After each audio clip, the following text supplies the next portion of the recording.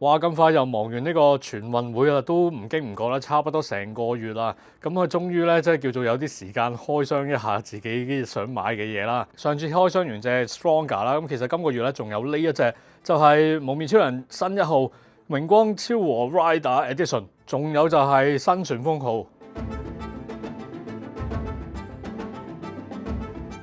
呢一隻唔係淨係加個地台俾你咁簡單嘅，所以都真係要入手咗先。一開箱咧就已經見到晒所有嘅內容㗎啦。咁除咗主體之外咧，淨係手型咧都有成7對啊。咁啊連埋自己本身呢一個拳頭啦。咁啊同埋再額外加多一隻嘅。咁跟住咧有膠質嘅一個領巾啦。咁都會見到有2個可以替換啦。咁而本身呢個咧就係變咗係布質嘅。咁仲有一個咧就係頸部用嘅一個 Parks 啦。咁底部咧就係今次嘅追加一個嘅台座啦。咁即刻攞翻之前嗰個版本嘅新一號嚟到比較下啦。今次最大嘅分別咧，就當然係個配色啊。你會睇到咧，而家呢一隻版本咧，佢嗰個整體嘅綠色咧，係會係一隻比較似係草綠色啦。咁再加咗少少舊化嘅。咁而呢一啲嘅手套啊，同埋 boot 啦，就由之前嘅銀色咧，就變咗係暗啞少少嘅灰色啦。近距離啲去到睇嘅時候咧，你會睇到佢嘅舊化咧係做咗一啲好似泥咁樣嘅一啲黃色上去啦。咁同埋心口呢一條拉鏈位咧，咁佢又上翻一個銀色嘅。之前嗰隻版本就冇啦。咁同埋就係幾大分別嘅咧，就係個複眼啊。之前呢一個版本咧就會係暗啞少少嘅一個透明紅色啦。咁而家呢一個咧係好似長期喺度發滾光咁樣嘅。咁唔係淨係鏡頭睇落去咁樣嘅，而係我用肉眼睇咧，都睇到個分別啦。就係一邊好似光啲，另外嗰邊咧就暗啞啲嘅。咁而去到隻 boot 咧，除咗個配色上有唔同之外咧，咁其實我都覺得佢係輕輕做咗少少嘅陰影咁樣啦。咁就變咗係有一啲都係類似舊化咁樣嘅效果嘅。佢個手套嘅處理咧都係類似嘅，咁就會嗰啲滲線啊嗰啲咧係會明顯多少少嘅。咁就算去到背脊咧，雖然睇落係好似一樣咁滯啦，咁但係咧佢呢個綠色嘅翼咁樣嘅紋理咧，咁以前呢一隻咧就會係比較有啲咁多光澤嘅，而今次咧隻色咧都會變咗係偏淡咗少少嘅一個青色啦。咁同埋細心睇咧，佢個面罩咧都有做到一啲嘅污跡嘅。咁條領巾咧，其中一個選擇咧就係可以用翻呢一個比較貼近之前其他嗰幾隻榮光7人嘅 Rider 啦。咁就係用翻一個有鐵線喺入邊嘅紅色布質嘅領巾啦。而頭先見到嗰個頸部嘅 Parks 咧，就係俾你駁翻呢一個膠嘅質料嘅領巾啦，咁嚟到去用嘅。要用嘅時候咧，就要將個頭同埋條頸咧先拎咗出嚟，咁啊再駁翻呢一個嘅頸部啦，咁啊再駁翻個頭，咁就可以變翻做膠嘅領巾嘅效果啦。哇！但係唔係咁樣裝拆過咧，都唔知原來都幾難裝㗎喎，因為本身個頭入邊咧呢一度就係一個咁樣嘅雙波 joint 啦。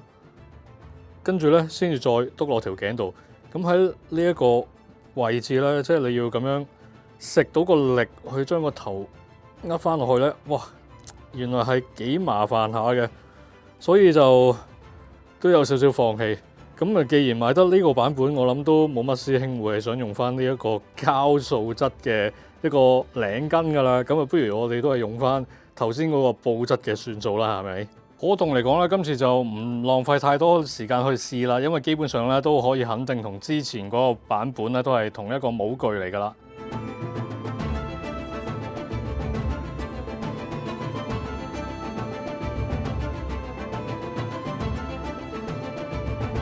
跟住就快手開埋架新旋風號啦。除咗電單車嘅主體之外咧，按照慣例咧，呢一個揸電單車嘅手型咧，都係會跟埋架電單車一齊咁跟埋嘅。咁而今次咧就有晒1號同2號嘅手套嘅手型啦。咁另外仲有一個就係飄逸多少少嘅一個領巾嘅 Parks 啦。咁仲有呢一個就係攞嚟支撐住架電單車嘅一個透明支架，仲有2隻翼嘅。今次呢架新旋風號咧都係啦，大部分都係塑膠嚟㗎啦。咁我都唔係太覺得佢有啲乜嘢合金嘅成分啦。可能要配合翻頭先嗰隻版本嘅新1號啦。咁呢一架新旋風號咧都有做翻少量嘅舊化嘅。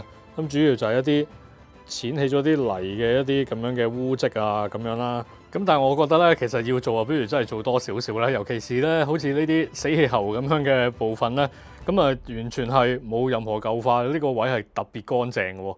同埋車轆都係啦，即係車轆本身應該 suppose 係應該都好污糟噶嘛。咁但係佢又真係叫做好乾淨咁樣樣咧，咁甚至乎有少少膠膠地嘅。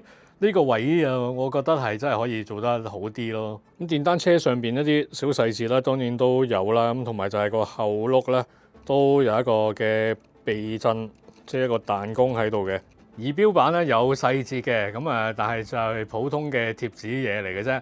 咁都叫做係好過冇啦。車頭燈咧就係銀底再加一個嘅透明黃色 parks 咁樣嚟到去做啦。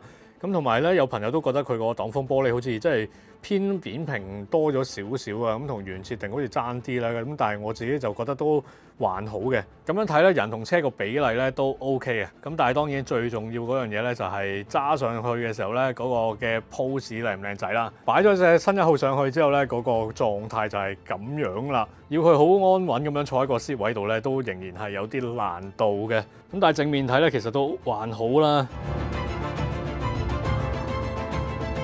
咁另外咧就有對翼咧可以裝落去呢一個位置啦。咁但係如果唔裝嘅時候咧，你會見到好似都穿晒崩咁樣嘅。咁啊不過入邊就上咗浸黑色啦，所以如果唔係真係食到光咧，你都唔會太覺嗰個嘅插榫位嘅。要裝上去就好簡單嘅啫，就係咁樣。而家我就換咗之前隻新1號咧落去啦，俾大家睇下個效果係點樣嘅。咁同埋條領巾咧都係換咗今次呢一架新旋風號跟嘅呢一個領巾嘅 pass 啦。咁主要咧就係個領巾嗰個飄逸嘅效果咧會再強烈啲啦，同埋大嚿啲咁樣嘅。但係有樣嘢要留意嘅就係今次呢架新旋風號跟嘅呢一對手型咧，咁啊其實嗰個色咧就係跟翻最新出嘅嗰一隻新1號嘅版本，即係比較係灰色少少，就唔係銀色嘅。咁所以如果你係用翻之前嗰個版本嘅新1號咧，再配呢一個手型咧，細心睇嘅時候，其實係有啲違和感，係夾唔埋嘅。咁啊真係有啲老土啦。同埋有樣嘢都少老土嘅，就係今次跟嘅呢一個新嘅地台咧，咁佢就真係純粹就係一塊板咯，佢就冇其他嘅配件跟埋噶啦。咁所以如果你想夾埋咁樣嚟到去 display 嘅時候咧，你只可以咁樣咧，就用翻呢一個電單車嘅透明嘅支架仔咧，即係叫做係擺喺度嚟到 display 咯。咁但係其實咧，佢上邊係已經做咗3個窿窿喺度㗎啦。咁只要你掹咗粒的咧，咁佢就可以即係俾你去插其他嘅一啲透明支架啦。咁但係點解都唔跟埋咧？其實呢嚿嘢使幾多錢咧？即係既然都有個咁樣咁靚仔嘅地台咯，即係點解唔做多少少咧？就係爭呢少少嘢，你都唔俾埋我，真係有啲嬲嬲地啊！同埋啊，若然你話有埋個透明支架咧，即係起碼今次呢一隻嘅新1號咧，我要擺個 Rider Kick 咁樣嘅 pose 咧，都叫做有得擺下啊嘛！今次呢一隻咧榮光 Rider Edition 嘅新1號咧，咁你話靚唔靚咧？我覺得其實係靚嘅，尤其是嗰個嘅新嘅配色咧，加埋少少舊化咧係幾正嘅。另外架新旋風號咧都 OK 嘅，咁當然你話舊化有啲有啲冇咁樣咧，就係都冇辦法啦，因為始終呢一個嘅真骨雕嘅系列咧，又唔係話即係叫做出名係玩舊化啦，所以只能夠講嗰啲嘅舊化咧係錦上添花咁樣啦。咁唯一就係呢個地台咧，你淨係俾塊板，我又唔俾任何嘅支架咧，呢一下咧就真係比較老土啲咯。咁就唯有自己咧揾其他嘅一啲支架仔咧嚟到去頂替一下啦。咁整體嚟講咧，即係如果佢咁樣嚟到去 display 嘅時候咧，